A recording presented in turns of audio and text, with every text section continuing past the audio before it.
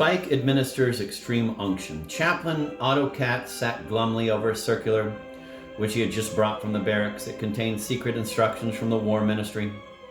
For the duration of the War Ministry suspends all operative regulations concerning the administering of extreme unction to soldiers of the Army and lays down the following regulations for Army chaplains. 1. At the front, extreme unction is canceled. 2. Those who are seriously ill and wounded are forbidden to go back to the base for extreme unction. Army chaplains are required at once to hand over such cases to the appropriate military authorities for further action. 3. In Army hospitals at the base, extreme unction can be administered en masse on the basis of a certificate from the Army doctors, provided it does not entail difficulties for the appropriate military institutions. 4. In exceptional cases, the military hospital's command at the base may allow individuals to receive extreme unction. 5. Army chaplains are obliged, if called on by the military hospital's command, to administer extreme unction to those designated by the command. After that, the chaplain read once more the order informing him that the next day he must go to the Army hospital at Charles Square to administer extreme unction to the seriously wounded. "Listen, Sweik," the chaplain called out. "Isn't this a bloody nuisance, just as if I was the only chaplain in the whole of Prague? Why don't they send that pious priest who slept here the other day? We've got to go and administer it at Charles Square. I've already forgotten how to do it." "Then we'll buy a catechism, sir. It'll be there," said Sweik. "It's a kind of Baedeker for spiritual pastors. In the Emmaus Monastery, a gardener's assistant who worked there once wanted to join the ranks of the lay brothers and get a cowl so as not to tear his clothes. He had to buy a catechism and learn how to make the sign of the cross. Who alone is preserved from original sin, what it means to have a clean conscience, and other trifles like that. And after that, he secretly flogged half the cucumbers from the monastery garden and left the monastery in disgrace. When I met him, he said, I could have flogged those cucumbers just as well without the catechism." When Sweik brought the catechism which he had purchased, the chaplain turned the pages in it and said, "Look, extreme unction can only be administered by a priest, and then only with oil which has been consecrated by a bishop. So you see, Sweik, you yourself can't administer extreme unction. Read out to me how one does it." Sweik read out, "It's done like this. The priest anoints the sick man on all his senses, at the same time praying as follows. By this holy unction and by his holy mercy may God forgive thee for all the sins thou hast committed through thine eyes, thine ears, thy smell, thy taste, thy words, thy touch, and thy gait." "I'd like to know, Sweik," said the chaplain, "how a man can sin with his touch. Can you tell me?" "In lots of ways, sir. You can put your hands into someone else's pocket or on the dance floor. Well, you know what goes on there." "And by his gait, Sweik? When he begins to limp so as to arouse people's pity." "And by his smell? When he doesn't like stink or stinkers." "And his taste, Sweik? When he has a taste for somebody." "And his words? That goes together with ears, when someone chatters a lot and someone else listens to him." After these philosophical reflections, the chaplain was silent and said, "And so we need oil consecrated by a bishop. Here's 10 crowns. Go and buy a bottle. Obviously, they won't have this kind of oil at the military stores." Sweik set out on his journey in search of oil which had been consecrated by a bishop. This errand was more difficult than looking for the water of life in Bozena Nimkova's fairy tales. He went into various chemists, and as soon as he said, "Please, I want a bottle of oil consecrated by a bishop," they either burst out laughing or hid in a panic under the counter. All this time, Sweik's countenance was unusually solemn.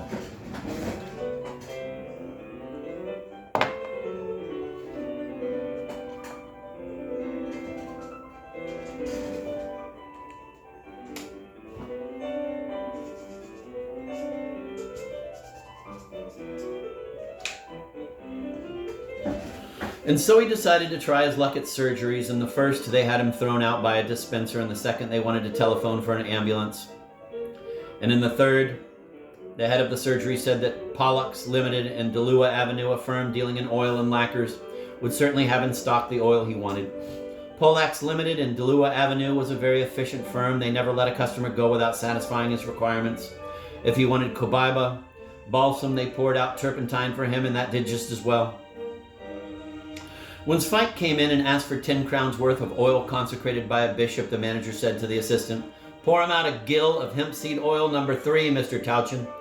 And the assistant, wrapping the bottle up in paper, said to Sweik in a completely businesslike way, It's of the finest quality. If you would like a paintbrush, lacquer, or varnish, don't hesitate to apply to us. We shall serve you reliably. In the meantime, the chaplain was learning up again in the catechism what he had forgotten from his time at the seminary.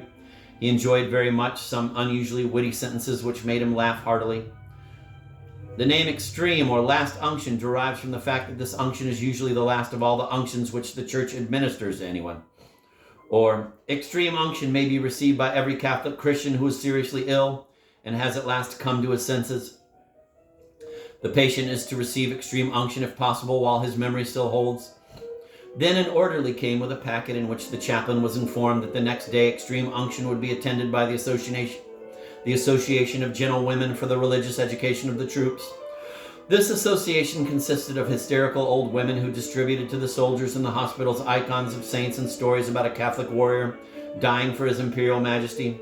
These stories had a colored illustration of a battlefield. There were lying about everywhere human corpses and horse carcasses, overturned munition trains and gun carriages. On the horizon, villages were burning and shrapnel bursting. In the foreground lay a dying soldier with his leg torn off.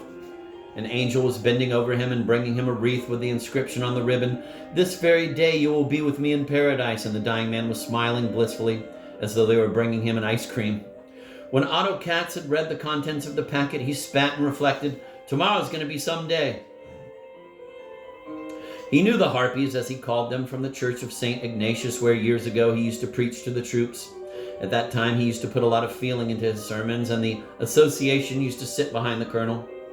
Two tall and skinny women in black dresses with rosaries once came up to him after the sermon and talked to him for 2 hours about the religious education of the troops until he got angry and said to them, "Excuse me, my good ladies, the captain's expecting me for a game of farble."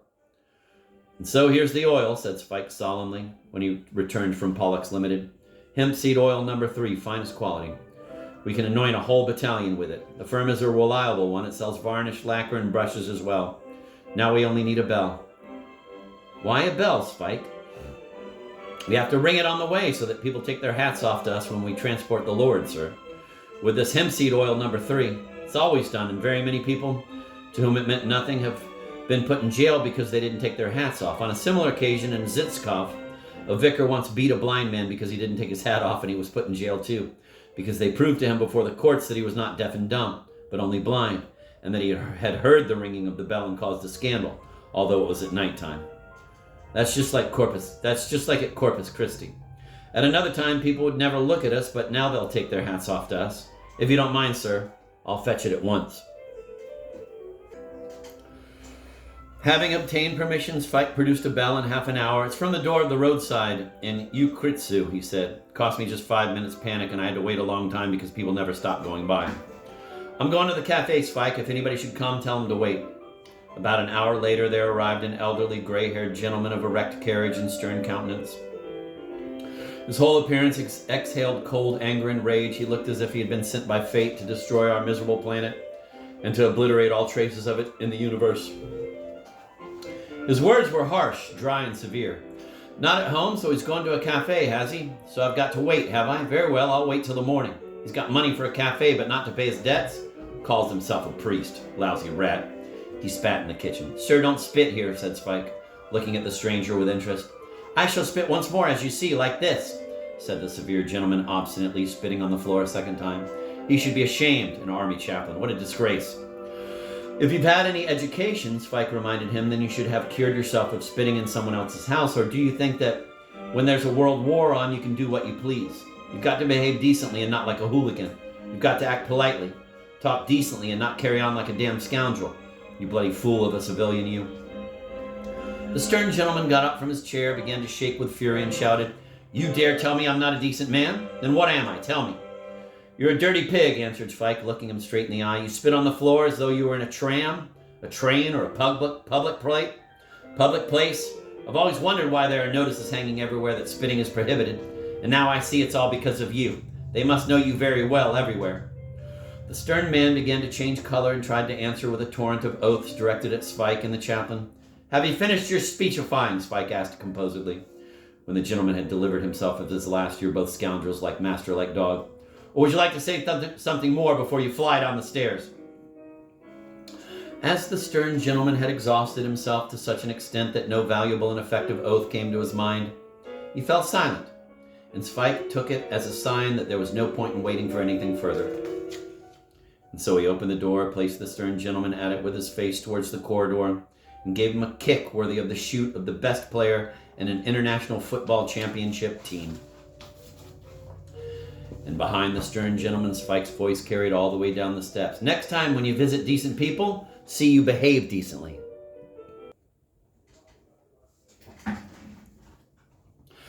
The stern gentleman walked for a long time up and down underneath the windows and waited for the chaplain. Sweik opened the window and watched him. At last the chaplain came back. He took the stern gentleman into his room and sat him down on a chair opposite him. Sweik silently brought in a spittoon and placed it in front of the guest. What are you doing, Sweik? Humbly report, sir, there's already been some unpleasantness here with this gentleman concerning spitting on the floor. Leave us alone together, Sweik. We have business to transact. Sweik saluted. Humbly report, sir, I'm leaving you. He went into the kitchen, and in the next room a very interesting conversation took place. You've come for the money for that bill of exchange, if I'm not mistaken, the chaplain asked his guest. Yes, and I hope. The chaplain sighed.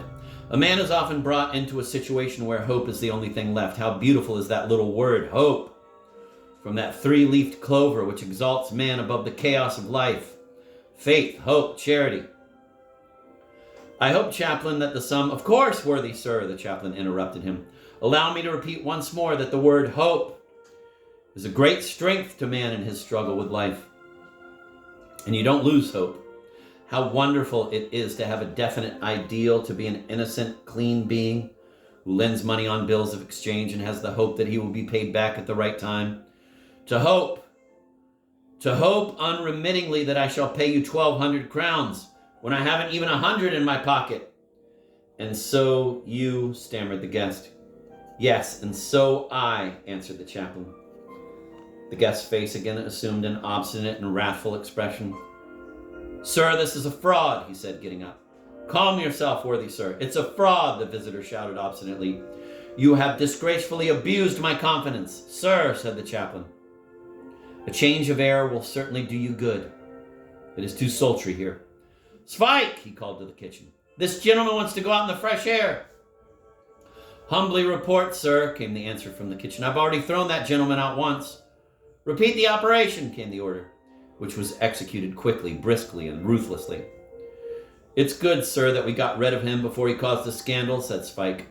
When he returned from the entrance hall, in Malices there was once a pub keeper, a literary fellow, who always had a quotation from the Holy Bible for all occasions. And when he flogged anybody with a knout, he always used to say, He that spareth his rod hateth his son, but he that loveth him chasteneth him betimes. I'll teach you to fight in my pub. You see, Sweik, what happens to a fellow who doesn't honor priests.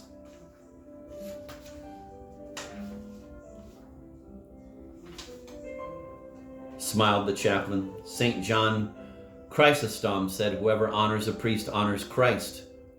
Who humiliates a priest humiliates Christ the Lord, whose representative the priest is. We must make thorough preparations for tomorrow. Make some fried eggs and ham, brew a claret punch, and then we'll devote ourselves to meditation, for, as it is said in the evening prayer, by God's mercy all the snares of the enemy have been turned aside from this dwelling.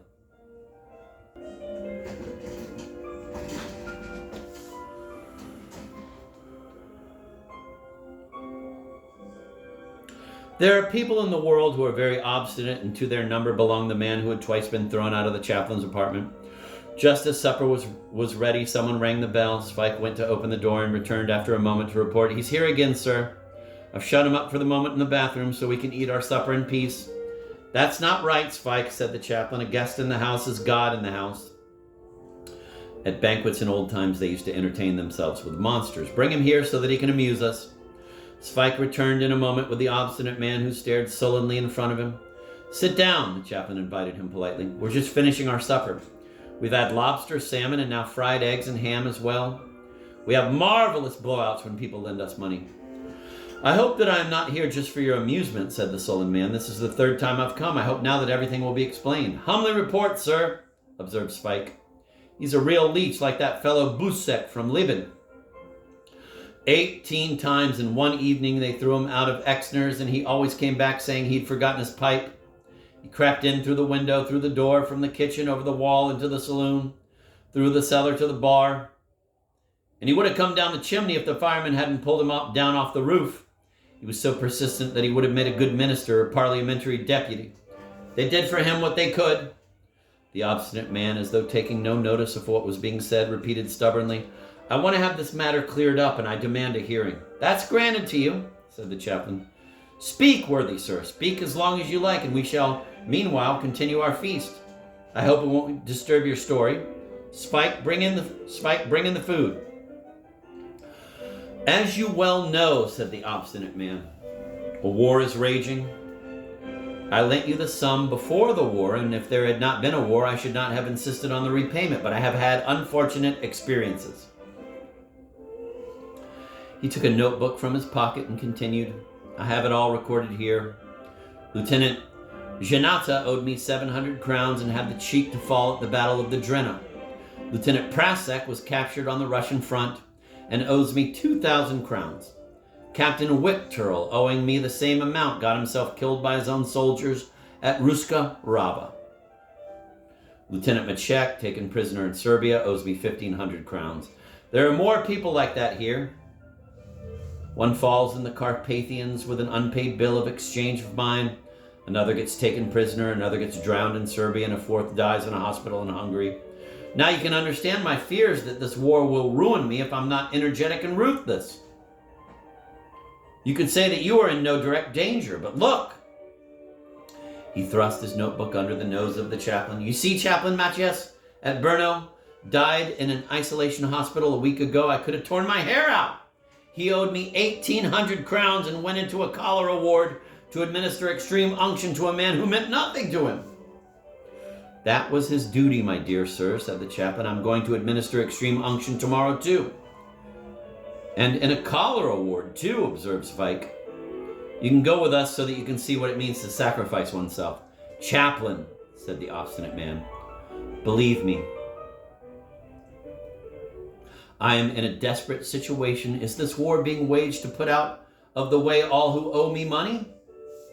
"When they call you up and you go to the front," observed Sweik again, "the chaplain and I will celebrate Holy Mass so that it may please God in heaven that the first shell should tear you to pieces. Sir." "This is a serious matter," the leech said to the chaplain.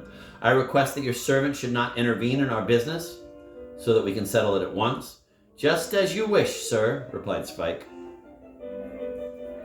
"Be so good as to order me specifically not to interfere in your affairs. Otherwise, I shall continue to defend your interests as it befits a decent soldier. This gentleman is quite right. He wants to go away from here alone. I don't like scenes either. I'm a social man."